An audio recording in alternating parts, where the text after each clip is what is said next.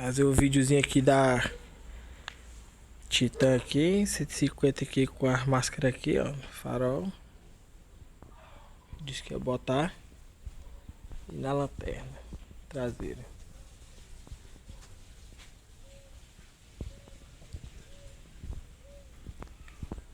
Ligar aqui pra ficar mais massa.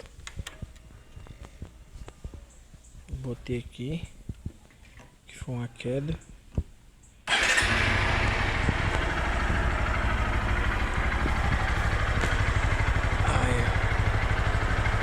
Ficou show. Parecendo a traseira da Honda. Só que não. Símbolozinho do Slipknot.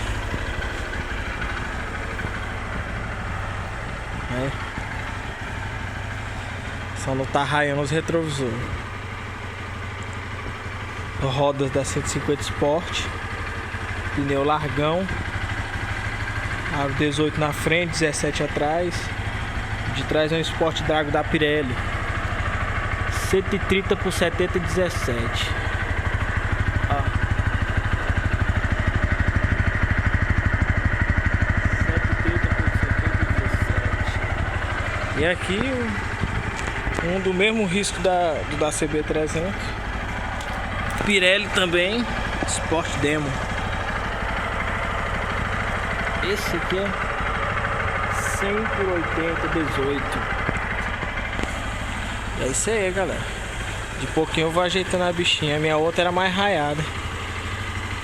Eu tava trabalhando, não tinha dinheiro pra gastar nela, né? Agora isso aqui tá indo devagar. É isso aí, falou, galera. Pra quem gostou aí, deixa um joinha.